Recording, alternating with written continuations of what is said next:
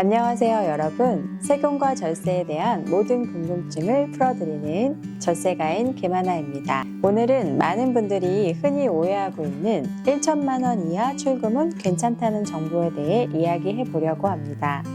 실제로 이런 행동이 세금 문제에서 어떤 위험을 가져오는지, 그리고 이를 피할 수 있는 방법은 없는지 함께 알아보겠습니다.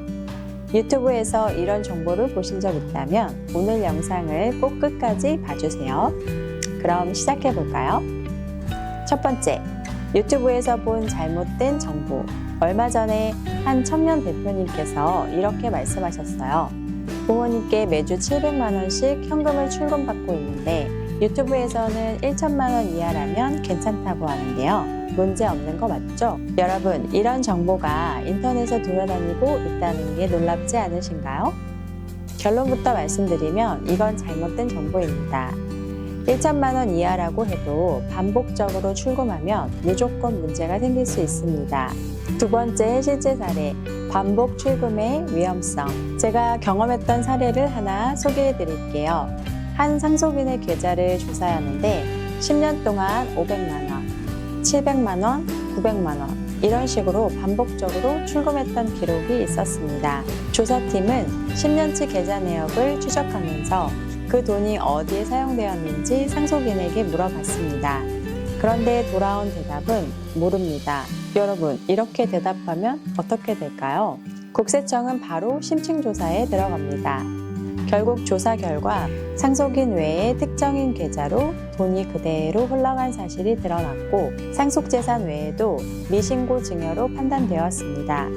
그 결과 원래 내야 할 세금보다 훨씬 많은 가산세와 증여세가 부과되었죠.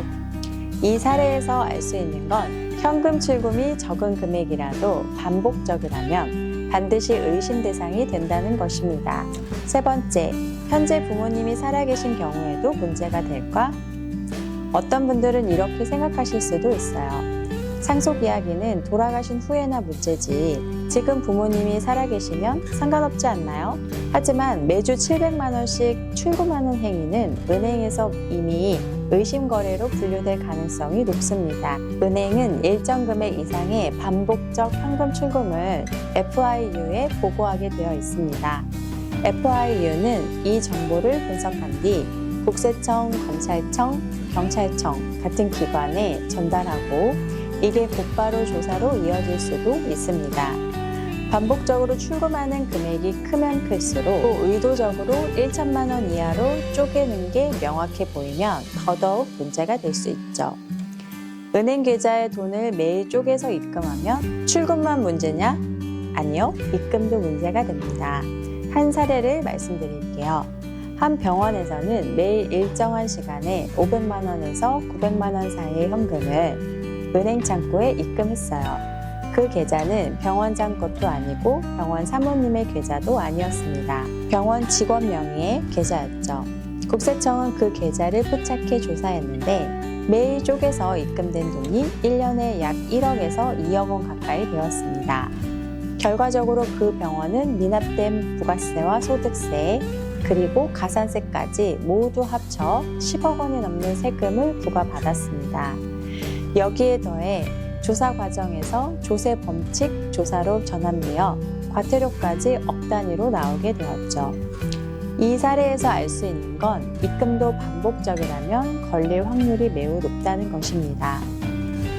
그렇다면 어떻게 해야 할까요? 이쯤에서 많은 분들이 궁금해 하실 것입니다.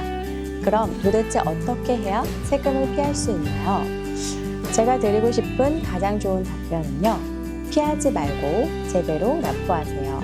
하지만 만약 현금 흐름을 좀 더 안전하게 관리하고 싶다면 다음과 같은 방법을 고려할 수는 있습니다. 첫 번째, 한 계좌에 반복적으로 동일한 금액을 출금하거나 입금하지 마세요.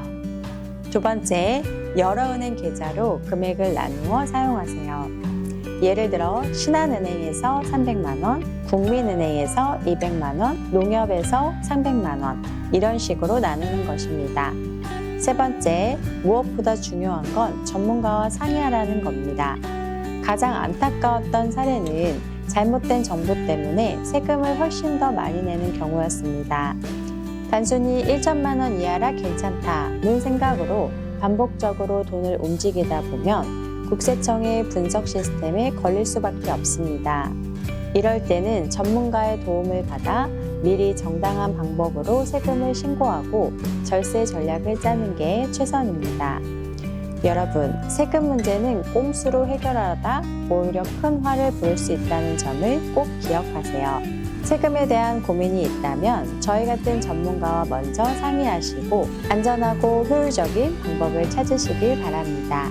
지금까지 김하나였습니다. 감사합니다.